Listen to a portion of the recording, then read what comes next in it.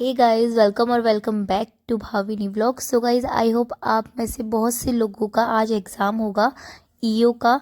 तो अधिशासी अधिकारी का जिन भी लोगों का एग्ज़ाम है आज, उन सभी के लिए ऑल द बेस्ट। और आप लोग मुझसे भी पूछ रहे थे कि मेरा ईओ का एग्ज़ाम है या नहीं।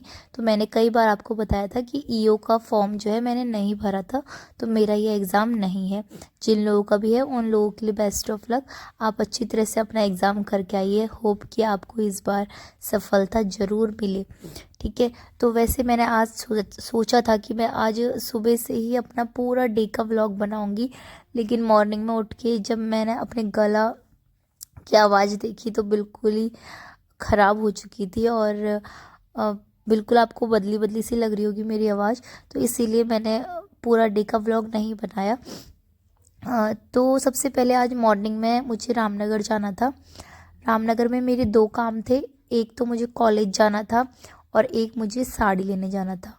तो कॉलेज मुझे इसलिए जाना था क्योंकि आज अभी हमारी जो बीएड सेकेंड ईयर है उसका एडमिशन की प्रोसेस चल रही है, तो उसका पता करने जाना था। वैसे हमारे बीएड फर्स्ट ईयर के अभी रिज़ल्ट नहीं आया है, लेकिन जो सेकेंड ईयर है उसमें हमारा एडमिशन होने स्टार्ट हो चुके हैं। 30 नवंबर तक हम उसमें कर सकते हैं, क्योंकि हमारा सेमेस्टर वाइज होता है और आगे हमें बढ़ा दिया जाता है। ठीक है, तो इस वजह से। और फिर उसके बाद मैं गई साड़ी लेने। साड़ी हमारा एक ड्रेस कोड फिक्स किया है नेवी ब्लू कलर का, जिसको पहन के हमें अपनी इंटर्नशिप वाली जो टीचिंग में जाना है 1 दिसंबर से, तो वहाँ पे जाना था। तो आज मेरा जाना ज़रूरी था, इसीलिए मैं चली गई, क्योंकि बहुत कम दिन बचे हैं। 1 दिसंबर से हमको वहाँ पे जाना है, तो पूरी साड़ी प्रिपेयर करनी है, मतलब सिलाई वगैरह करवानी है उसमें, तो इसीलिए।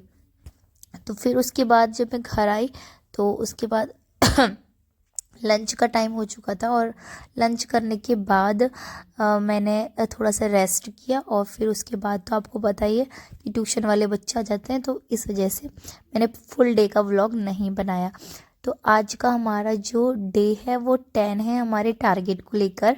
तो इससे पहले हमने 9 डे में 9 टॉपिक कंप्लीट कर लिए हैं, और ये आज का हमारा जो है ना लास्ट डे होने वाला है टारगेट का।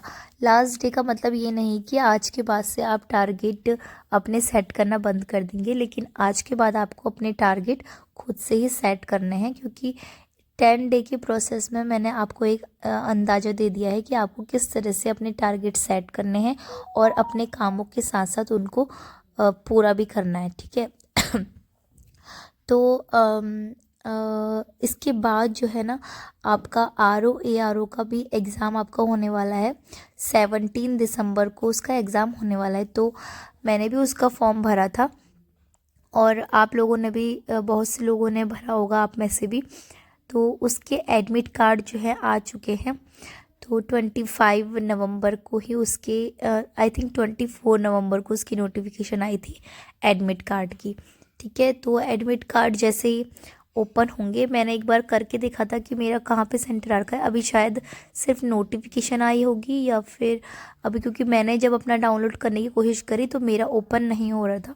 हो सकता है थोड़ी देर बाद हो जाए। एक बार मैं कल फिर से ट्राई करूँगी अपना एडमिट कार्ड निकालने की RO के लिए। और फिर उसके बाद आपको अपना सेंटर भी बताऊंगी कि मेरा सेंटर कहाँ पे आया है। वैसे तो मेरा हल्द्वानी में ही आता है ज़्यादातर, रामनगर में भी आ गया था एक बार पटवारी का, तो वैसे मेरा हल्द्वानी में ही सेंटर पड़ता है। तो जिस भी कॉलेज में होगा मैं आपको बताऊंगी कि इस स्कूल या कॉलेज में मेरा सेंटर आया है। ठीक है, आप लोग भी कमेंट में बताना अगर आपका एडमिट कार्ड ओपन हो चुका है तो। ठीक है, तो आज का जो हमारा डे 10 का टारगेट है उसमें मैंने लिया है अजय रावत हिस्ट्री बुक से। ये उत्तराखंड का इतिहास वाली बुक है अजय रावत की। तो इस बुक से मैंने पवार वंश लिया है, जिसको मैं आज रीडिंग करने वाली हूँ। इससे पहले हमने जब फर्स्ट डे का टारगेट स्टार्ट किया था तो हमने चंद वंश से स्टार्टिंग की थी, और आज जो हमारा लास्ट डे है टारगेट का उसमें हम पवार वंश को एंड करें। ठीक है, तो चंदवंश से स्टार्ट करते करते हम पवार वंश पे हमने एंड किया है, और बीच में हमने कई सारे सब्जेक्ट के अलग अलग टॉपिक लिए थे, जैसे कि संधि लिया था एक बार हमने, और उत्तराखंड की जो तालें हैं वो ताल के साथ कुंड भी हमने पढ़े थे। इस तरह से हमने लूस एंड के भी कुछ टॉपिक लिए थे, जैसे कि नीति आयोग और आंदोलन से संबंधित जो नारे वगैरह थे, तो ये सारी चीज़ें हमने ली थी। और बहुत ही अच्छा लगा कि आप लोगों ने भी मेरे साथ टारगेट कंप्लीट किया।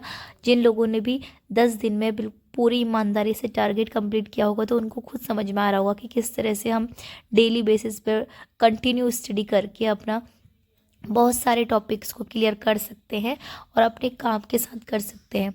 ठीक है। मेरी आवाज़ बहुत ज़्यादा बदली बदली लग रही होगी क्योंकि आज कुछ ज़्यादा ही ख़राब हो गई। वो कल लेडी संगीत वाला व्लॉग आपने देखा होगा, तो थोड़ा लेट हो गया था मुझे लेडी संगीत में, शाम हो गई थी, तो इस वजह से वहाँ पे हो सकता है ठंड लग गई। इस वजह से मेरा गला कुछ ज़्यादा ही ख़राब हो गया है।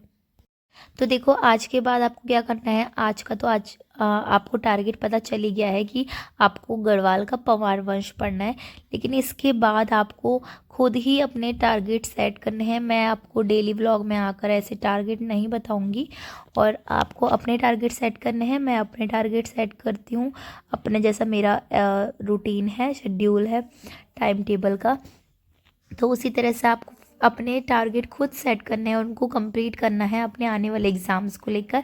और जब मैं ARO का एडमिट कार्ड निकाल लूँगी, जो भी मेरा उसमें सेंटर आएगा, अगर आप लोगों का भी सेम सेंटर आता है तो बहुत अच्छी बात है, हम लोग वहाँ मिल भी सकते हैं। अच्छा लगता है कि हमारी तरह और लोग भी हम स्टडी कर रहे हैं और देख रहे हैं कि किस तरह से हम लोग स्टडी करते हैं और अपने टारगेट को पूरा करते हैं। तो इसलिए मुझे बहुत खुशी होगी कि अगर हम लोग का जो एग्ज़ाम सेंटर है, आप में से कोई भी अगर मेरे ये व्लॉग देख रहा है तो मेरे साथ ही उनका एग्ज़ाम सेंटर आ जाए तो मुझे बहुत ज़्यादा खुशी होगी।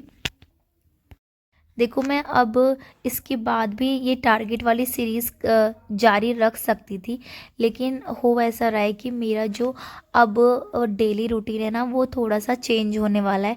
क्योंकि पहले ऐसा था कि अभी तक ऐसा चल रहा था कि मैं पूरा दिन घर पे रह रही थी और अपनी पढ़ाई के साथ साथ जब कोई भी टारगेट सेट करने की बारी आ रही थी तो मैं टारगेट सेट करके उसको कंप्लीट कर रही थी, व्लॉग भी शूट कर ले रही थी और आपके लिए एडिट करके व्लॉग को डाल भी दे रही थी। ठीक है, सारे काम मेरे एक साथ हो जा रहे थे। लेकिन अब जो मेरा रूटीन होने वाला है वो बहुत ज़्यादा हेक्टिक होने वाला है, क्योंकि उसमें मुझे पता है कि उसमें बहुत कम टाइम मिलने वाला है। मैं कैसे भी करके उस टाइम को मैनेज शायद नहीं कर पाऊँगी, क्योंकि 1 दिसंबर से जब मुझे अपना इंटर्नशिप के लिए वहाँ टीचिंग करवाने जाना होगा, तो देखो 9:30 बजे से, आजकल विंटर में 9:30 बजे से क्लासेस स्टार्ट होना शुरू हो जाती है और फिर उसके बाद जो वहाँ की छुट्टी का टाइम रहता है वो रहता है 3:30 बजे।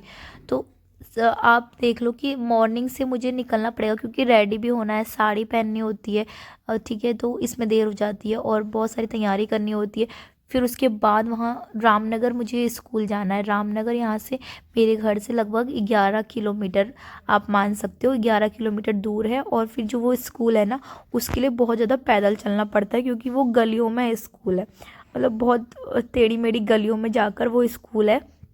तो वहाँ से मुझे पैदल जाना होगा और फिर घर आते वक्त उन गलियों से आकर मुझे बस पकड़नी होगी। तो पूरा दिन मेरा वहाँ पे लग जाएगा, 3:30 बजे छुट्टी होगी। अभी ये भी क्लियर नहीं है कि हम लोगों की छुट्टी भी सेम स्कूल टाइम पे होगी या नहीं होगी। ठीक है, तो लेकिन पहले पहले तो ऐसा ही करना पड़ेगा। तो इस वजह से मेरा जो शेड्यूल है, पूरा डेली रूटीन है, वो ज़्यादातर स्कूल में बीतेगा। और स्कूल से आने के बाद मैं सीधे, हो सकता है मैं अपनी यूनिफॉर्म भी चेंज ना करूं और यहाँ बच्चों को पढ़ाने लग जाऊं, क्योंकि घर पे जो ट्यूशन वाले बच्चे आते हैं वो, और ट्यूशन में इतनी जल्दी छुड़वा भी नहीं सकती, क्योंकि ये जो मेरे पास बच्चे पढ़ते हैं वो बहुत से बच्चे ऐसे हैं जो बोर्ड क्लासेस वाले, तो उनका अचानक से मैं ट्यूशन छुड़वा भी नहीं सकती। तो मिलते हैं नेक्स्ट व्लॉग में, तब तक के लिए बाय बाय।